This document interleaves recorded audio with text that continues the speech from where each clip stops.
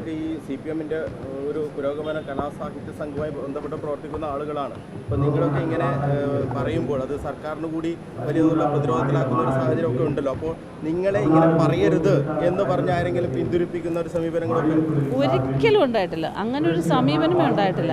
ഞങ്ങളുടെ ആവശ്യങ്ങളാണ് പറയുന്നത്. ഇതൊക്കെ എത്രയോ കാലങ്ങളായിട്ട് ഞങ്ങൾ പറഞ്ഞുകൊണ്ടിരിക്കുന്ന കാര്യം. ഇപ്പം 92-ൽ ഞാൻ പറഞ്ഞ ഒരു വീഡിയോ വരെ പുറത്തു വന്നിട്ടുണ്ട്. അന്നും ഞാൻ പറയുന്ന ഇത് തന്നെയാണ്. അതിനുശേഷവും ഇവിടെ ഉണ്ടായിരിക്കുന്ന ഇത്തരം ആൾക്കാരെ അവരുടെ പെരുമാറ്റവും ഈ ഒറ്റപ്പെടുത്തലും അവരുടെ അവസരങ്ങൾ നഷ്ടപ്പെടുത്തുകയും ഭീഷണിയൊക്കെ അന്നും ഉണ്ടായിട്ടുണ്ട്, ഇപ്പോഴും ഉണ്ടായിട്ടുണ്ട്. എനിക്ക് മുമ്പ് ശാരദ മാം വരെ പറഞ്ഞിരിക്കുന്നു.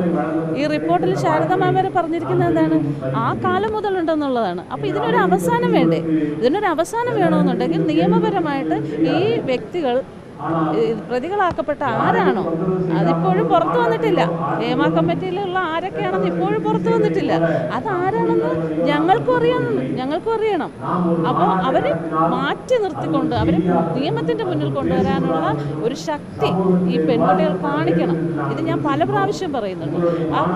അവർ പേടിച്ചിട്ട് വരാതെ ഞാൻ നേരത്തെ പറഞ്ഞു. പക്ഷെ എനിക്ക് വളരെ സന്തോഷമുള്ളൊരു കാര്യം, ഞാൻ കഴിഞ്ഞ 2 ദിവസത്തിന് മുമ്പ് കൊടുത്ത ബൈറ്റിൽ ഞാൻ പറഞ്ഞതാണ്, പൊതുസമൂഹത്തിൻ്റെ ഇടയിൽ നിന്നുണ്ടാകുന്ന ഒറ്റപ്പെടുത്തൽ, അവരെ അപകീർത്തിപ്പെടുത്തുന്ന ഒരു കമൻസ്, കുടുംബക്കാരെ വരെ ബാധിക്കുന്ന തരത്തിൽ അവരെ ചീത്ത പെൺകുട്ടി ഇവർക്ക് മിണ്ടാതിരുന്നൂടെ, അങ്ങനെയൊക്കെ ഉള്ള ഒരു സാഹചര്യം ഉള്ളതുകൊണ്ടാണ് പലരും ഇത് മുമ്പോട്ട് വരാതിരുന്നത്. അങ്ങനെ ഒരു സംഭവം ഉണ്ടാവരുത്. പൊതുസമൂഹം ആ പെൺകുട്ടികളെ അവർക്കൊരു സപ്പോർട്ട് കൊടുക്കണമെന്ന് പറഞ്ഞു. അതിനുശേഷം പിന്നീട് വന്ന നമ്മുടെ രേവതി സമ്പത്തൊക്കെ TV-യിൽ പറയുന്നത് ഞാൻ കേട്ടു. അവർ പിന്നീട് അവർക്ക് ഭയങ്കര സപ്പോർട്ടാണ്. അങ്ങനെയാണ് വേണ്ടത്. സപ്പോർട്ട് കൊടുക്കുമ്പോൾ ഒരുപാട് ഈ മേഖല വളരെ നല്ല രീതിയിൽ ശുദ്ധീകരണം നടക്കുകയും ചെയ്യും. നല്ല രീതിയിൽ ഞാൻ അന്നും പറഞ്ഞത്, ഇതിൽ വളരെ കുറച്ച് ആൾക്കാരാണ് ഈ കുറ്റക്കാരായിട്ട് ഇത്തരം കാര്യങ്ങൾ ചെയ്യുന്നത്.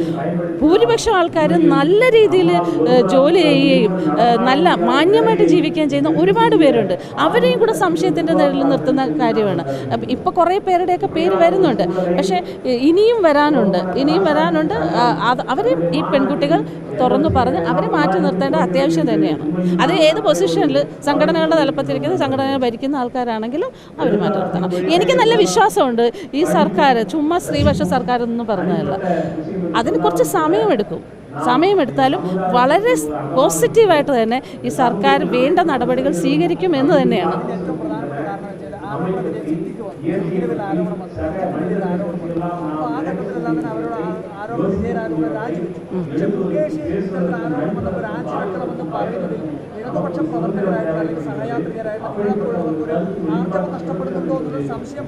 ഒരിക്കലും എനിക്ക് എന്തിനാ ആർജവം നഷ്ടപ്പെടേണ്ട കാര്യം?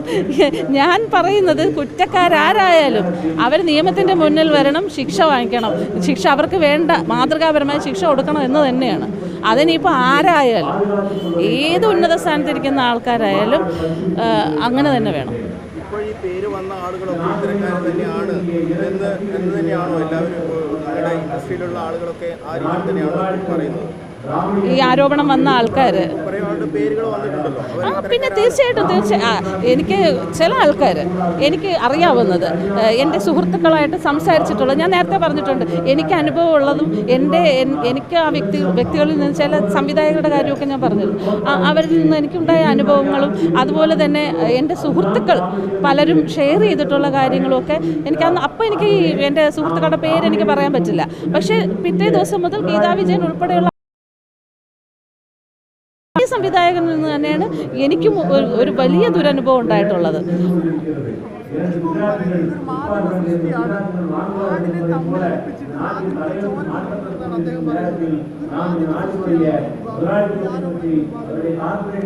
മാധ്യമമാണോ? മാധ്യമത്തിൻ്റെ എനിക്ക് തോന്നുന്നില്ല അത് എന്തടിസ്ഥാനത്തിലാണ് അത് പറഞ്ഞതെന്ന്. മാധ്യമ സൃഷ്ടിയൊന്നും അല്ലല്ലോ ഇത് ഹേമ കമ്മിറ്റിയുടെ റിപ്പോർട്ട് ഉള്ളതല്ലേ.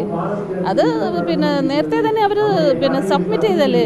എൻ്റെ ഒരു തോന്നൽ ഇപ്പം തന്നെ ഒരു ഭൂകമ്പം ഇവിടെ ഉണ്ടായിരിക്കുന്നത്. ഇത് ഉചിതമായ സമയത്ത് എന്ത് ചെയ്യണമെന്ന് എല്ലാവർക്കും ഒരു ഡൗട്ട് ഉണ്ടാവും. ഇത് പുറത്ത് വരുമ്പോഴത്തേക്ക് എങ്ങനെയൊക്കെ ആയിരിക്കും അതിൻ്റെ ഒരു ഇതുണ്ടായിരിക്കും. അപ്പോഴേക്കും ഒരു ചെറിയ കാലതാമസമൊക്കെ വന്നത്. പക്ഷേ ഇതെല്ലാം ഒരു നല്ല ലക്ഷണമാണ്, സിനിമയിലുണ്ടാകുന്ന മാറ്റത്തിൻ്റെ ലക്ഷണമാണ്. ഇത് നല്ല രീതിയിൽ ഇത് മുൻപോട്ട് പോയാൽ. പേര് വരാത്ത ഇനി ആളുകൾ ഉണ്ടോ? ഉണ്ടോ പേര് വരാൻ, പുറത്തു വരാൻ കൂടുതൽ പേരുകൾ ഉണ്ടോ ഇനി? ഹേമ കമ്മിറ്റിയുടെ റിപ്പോർട്ടിലുള്ള ആരും വന്നിട്ടില്ലല്ലോ. ഇപ്പൊ പവർ ഗ്രൂപ്പിൽ 15 പേരുണ്ടെന്ന് പറഞ്ഞു. ഈ 15 പേര് പവർ ഗ്രൂപ്പിലുള്ള ആരാണെന്ന് അറിയാൻ ഞങ്ങൾക്കും ആഗ്രഹമുണ്ട്, എല്ലാവർക്കും ആഗ്രഹമുണ്ട് ഇത് ആരൊക്കെയാണെന്ന് അറിയാൻ. പക്ഷെ അതൊന്നും പുറത്തു വന്നിട്ടില്ലല്ലോ. പിന്നെ മൊഴി കൊടുത്ത പെൺകുട്ടികൾ, ഹേമ കമ്മിറ്റിയിൽ മൊഴി കൊടുത്ത പെൺകുട്ടികൾ ഭൂരിപക്ഷം പേരും അതിനകത്തുള്ള ആൾക്കാരുടെ പേരൊന്നും വന്നിട്ടില്ലല്ലോ. ഇതിലെ ഇരകൾക്ക് നീതി കിട്ടണമെന്ന കാര്യത്തിലൊരു സംശയമില്ല, പക്ഷേ ഇതൊരു ബ്ലാക്ക് മെയിലിങ്ങിനുള്ള ഒരു വഴിയായിട്ട് ഉപയോഗപ്പെടുത്താൻ സാധ്യത ആർക്കെതിരെ ആര് ബ്ലാക്ക് മെയിൽ ചെയ്യാൻ? ആര് ബ്ലാക്ക് മെയിൽ ചെയ്യാനാണ്? ഒരു പെണ്ണും വന്നിട്ട് പറയത്തില്ലല്ലോ എനിക്കിങ്ങനെയൊക്കെ ദുരനുഭവം ഉണ്ടായി എന്ന് പറയത്തില്ല. അങ്ങനെ പറയാത്ത ഒരുപാട് പേര് ഇപ്പോഴും ഉണ്ട് കേട്ടോ. പേടിച്ചിട്ടും പിന്നെ അതല്ലാതെ നാണക്കേട് വിചാരിച്ച് പറയാത്ത ഒരുപാട് പേരുണ്ട്. ഈ പറഞ്ഞ പെൺകുട്ടികളെ എല്ലാവരെയും മുൻപോട്ട് വന്നവരെയൊക്കെ ഞാൻ അഭിനന്ദിക്കുകയാണ്. ഇനിയും ധൈര്യപൂർവ്വം പെൺകുട്ടികൾ മുൻപോട്ട് വരണമെന്ന് തന്നെയാണ് ഞാൻ പറയുന്നത്.